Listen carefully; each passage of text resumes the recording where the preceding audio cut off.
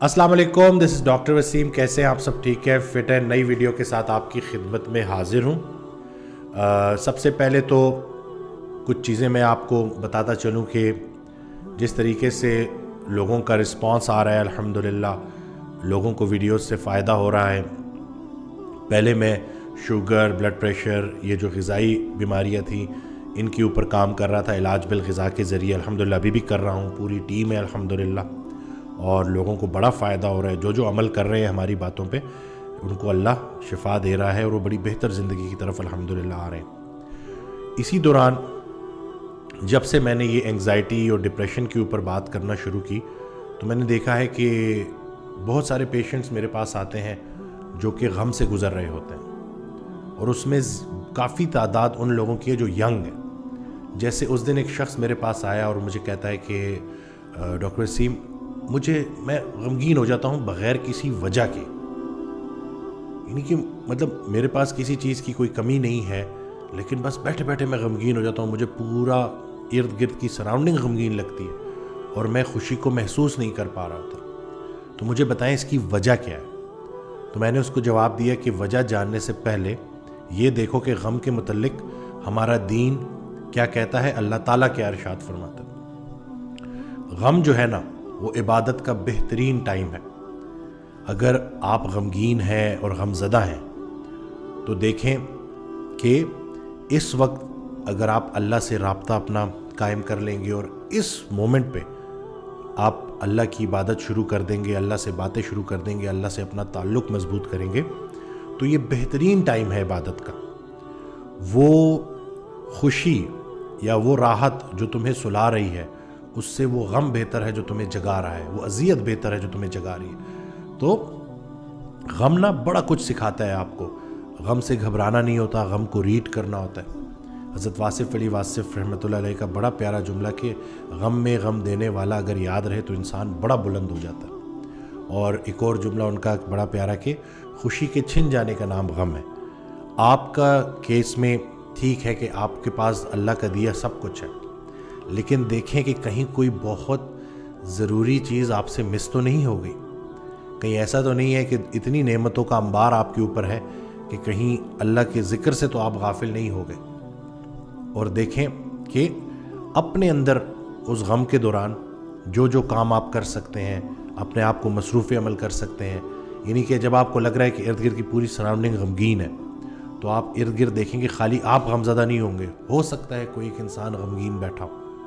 तो अगर आप गम में हैं, तन्हा हो गए हैं, तो तन्हाई ही आशनाई है और बेस्ट टाइम है। वज़ू करें और नमाज़ पढ़ें और अल्लाह से अपना राब्ता कायम करें। आहिस्ता आहिस्ता आप देखेंगे कि आपका जैसे जैसे वो अल्लाह से बॉन्ड स्ट्रॉन्ग होता जाएगा, आपका यकीन पुख्ता होता जाएगा।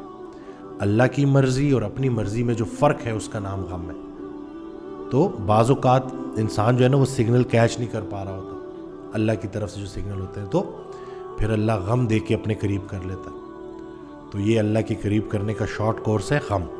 तो आप जैसे जैसे गम में को रीड करना शुरू करेंगे, अल्लाह को याद करना शुरू करेंगे, तो फिर यकीन जाने कि एक वक्त आएगा कि आप भी यही जुमला बोलेंगे कि जिसे मैं अपना बदतरीन दौर समझ रहा था वो बेहतरीन दौर का आगाज़ था। तो दिल की दुनिया जब आबाद हो रही होती है ना, तो गम से गुजारा जाता है। मुझे एक शख्स मिला, उसने मुझे ये कहा कि मेरे ऊपर ना शदीद गम आ गया। तो मैंने एक बुज़ुर्ग थे, उनको कॉल मिलाई और मैंने कहा कि हज़रत मुझे बहुत ज़्यादा गम आ गया। तो उन्होंने जवाब दिया कि बेटा, ऐसा लगता है तुझे किसी की दुआ लग गई है, क्योंकि ये जो गम है ना, ये जो मुश्किल वक्त होता है, या जो ये गम है, ये आपको वो बातें सिखा जाता है और वो चीज़ें बता जाता है, ज़िंदगी का वो सबक याद करा जाता है जो खुशी में आपको नहीं मिल सकता। और वैसे भी अल्लाह ताला का वादा है कि हर सख्ती के बाद आसानी है। तो जैसे जैसे आप गम की तरफ आएँ तो गम के आगे जाके खुशी है। और ये तो ज़िंदगी की खूबसूरती है ना, उतार चढ़ाव, सख्तियाँ, आसानियाँ, खुशी, गम, रोज़ा रखना, फास्टिंग करना, खाना, तो बस बैलेंस का नाम है। और बस चाहे खुशी हो चाहे गम हो, अल्लाह को नहीं भूलना और अल्लाह से अपना बॉन्ड स्ट्रॉन्ग करना है, और आप देखेंगे कि आहिस्ता आहिस्ता ज़िंदगी में बड़ी बेहतरी आ जाएगी। और تنہائی میں جب بھی آپ بیٹھیں نا اور آپ کویسچن کریں کہ دیکھیں کیا اللہ مجھ سے راضی ہے، آپ کو اگر یہ سوال آپ سوچتے ہیں تو اپنے آپ سے خود پوچھیں کہ کیا آپ اللہ سے راضی ہیں؟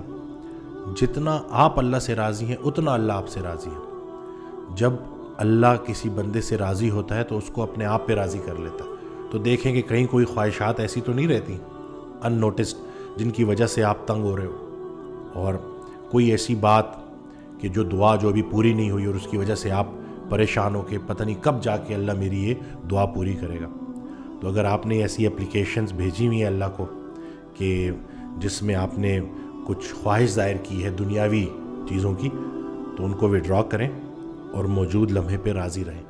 سر اٹھا کے اللہ سے کچھ مانگنے سے پہلے سر جھکا کے وہ ساری نعمتیں گن لینا جو اللہ نے آپ کو پہلے ہی دی ہوئی ہیں۔ رعایت نمبر 1، ہمیں رسول اللہ صلی اللہ علیہ وسلم کا امتی بنایا۔ رعایت نمبر 2 کہ توبہ کا دروازہ کھلا ہے، اور رعایت نمبر 3 کہ ہر انسان سے اپنا اپنا حساب ہونا ہے۔ تو جس غم کے مقام پہ آپ صبر کرتے گئے تو اتنا آپ اللہ کے قریب ہوتے جائیں گے۔ تو بس یہ ویڈیو آپ سب کے لیے ہے، ویڈیو شیئر کرنا نہ بھولیے گا، دعا میں یاد رکھیے گا۔ اللہ حافظ۔